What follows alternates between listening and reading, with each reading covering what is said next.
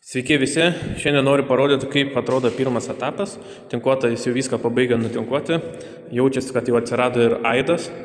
Tai susidėjau visas dėžutės, kur bus virtuvės visi prietaisai, darbo rozetės, čia vėlgi darbo rozetės, čia bus robotas siurblys, indaplovė, orkaitė, patogiam aukštį maždaug ties pusiauju, televizorius, čia jau įveis į baldą rozetės, kad pasislėpti.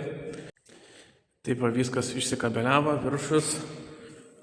Čia vėlgi bus jungiklis terasas lėdo juostų uždegimui, pagrindiniam švietimui ir taip pat infraredinė lempa bus, kuris skleidžia šilumą, jeigu pavyzdžiui ruduo, ilgai sėdite, bet kaip ir geras saulėtas oras, bet vėsa, tai įsijungiat infraredus ir jį šildo bei jūsų svečius. Taip viskas išsikabeliavo, išmėtyti visur, kiekvienam kambarį gaisro davikliai, taip pat išmėtyti ir judesio davikliai. Čia dėsis kampė judesio daviklis, sudūžiu, kad žiūrėtų tiesiai į langą.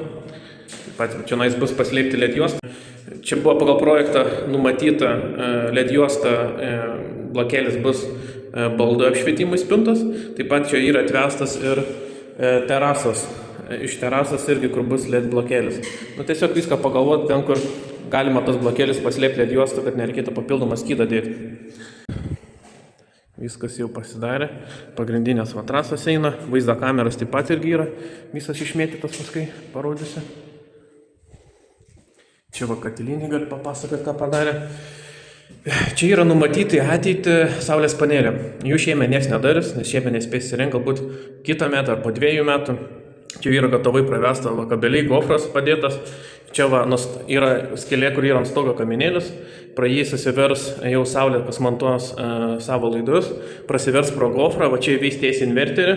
Čia yra inverterį atvestas ir inverterį ir backupai. Tai yra, kur bus numatyta baterija, kaupikliai elektros energijos.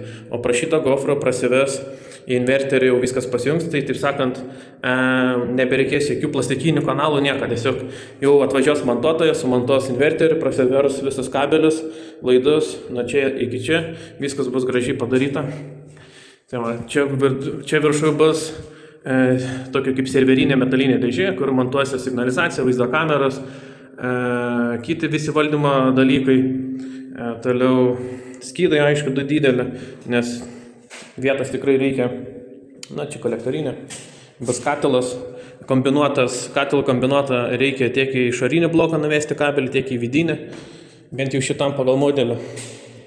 Toliau irgi buvo čia numatyta, tai irgi gyvatukas, bet klientui norėjo didesnio dušo, tai gyvatuką iškart perkėlėme tą pusę, kad nemaišytų, durys atsidarsi į išorę.